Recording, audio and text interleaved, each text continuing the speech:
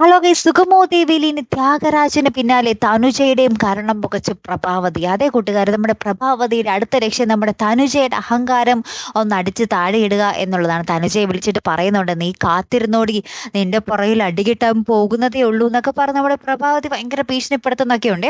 അതിന് പിന്നാലെ നമ്മുടെ വീട്ടില് എല്ലാവരും കൂടി ഇങ്ങനെ ചർച്ചയിലാണ്. അപ്പൊ പ്രഭാവതിയോട് എല്ലാവരും ചോദിക്കുന്നുണ്ട്, കേസ് ആർക്ക് നമ്മൾ കൊടുക്കും, ആര് വരും, ആരെ ഏൽപ്പിക്കും, പുതിയ വക്കീൽ ആരാ എന്നുള്ള ഒരു ചോദ്യങ്ങളൊക്കെ തന്നെയാട്ടോ നന്ദന്റെയും ദേവിയുടെയും ഗിരീഷിന്റെയും രചനയുടെയും ഭാഗത്ത് നിന്നൊക്കെ. അപ്പൊ നമ്മുടെ എസ്തപ്പാൻ നമ്മുടെ രചനയുടെ വീട്ടിലേക്ക് വരുന്ന ഒരു രംഗങ്ങളാണ് പിന്നീട് നമുക്ക് കാണുവാൻ സാധിക്കുന്നുണ്ട്. പ്രഭാവതിയെ കണ്ട് പറയുന്നുണ്ട്, എന്റെ പരിചയത്തിൽ ഒരു വക്കീലുണ്ട്, കാട്ടൂരാൻ, അദ്ദേഹം ഉറപ്പായിട്ട് നമ്മുടെ സിദ്ധാർത്ഥൻ സാറിനെ ജയിപ്പിച്ചോളും എന്ന് പറയുന്നതും കാണാം. നന്ദനും ദേവികയും കൂടി ഈ കാട്ടൂരാൻ വക്കീലിനെ പോയി കാണുന്നതും കാണാട്ടോ.